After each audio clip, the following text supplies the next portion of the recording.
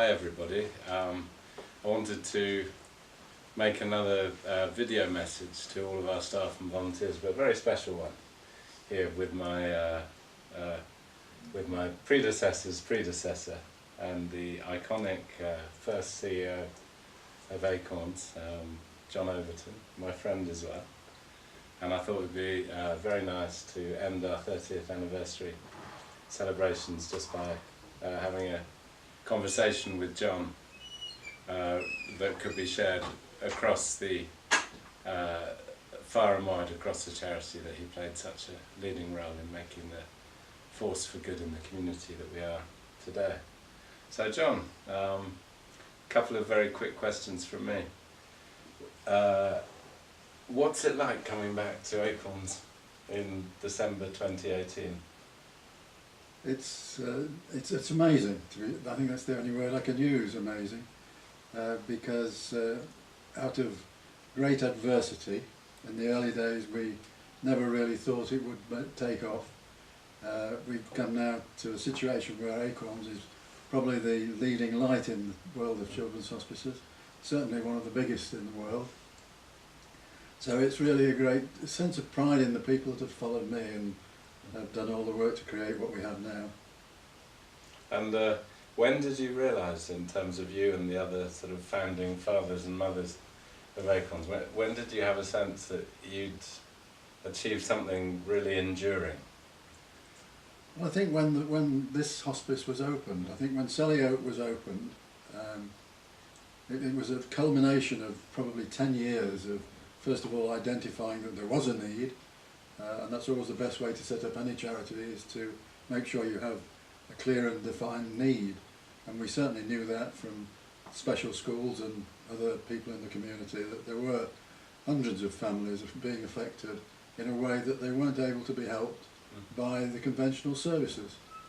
And so the recognition and the ability to convince not only the people who would volunteer to pay and set the thing up, but also the professionals who had great doubts at the start that such a service was necessary, and why couldn't it be done in conventional hospitals and under the usual treatment of the state.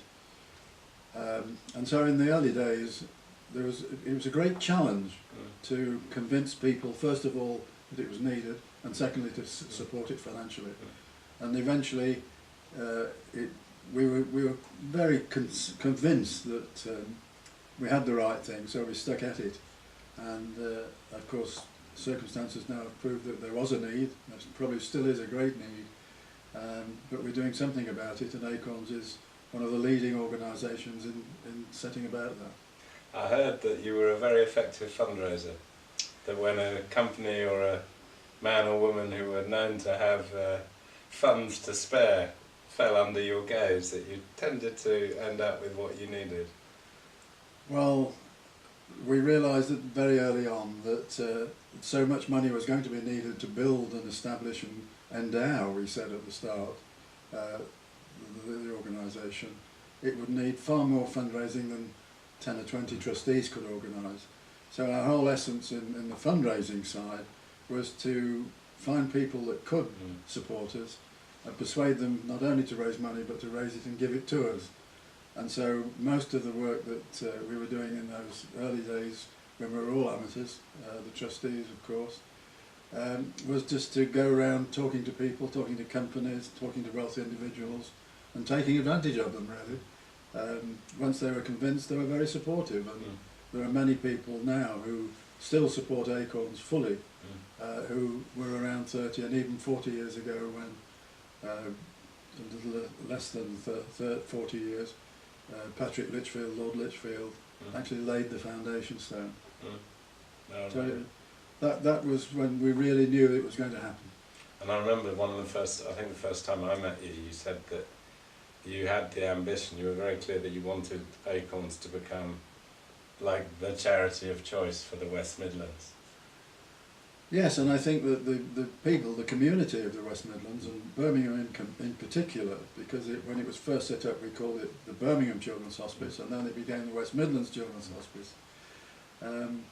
But we convinced people that there was a need, and once we could convince other people that there was a need, we knew we were onto a good thing. But there were some highs and lows, of course, as I'm sure there have been since handing over.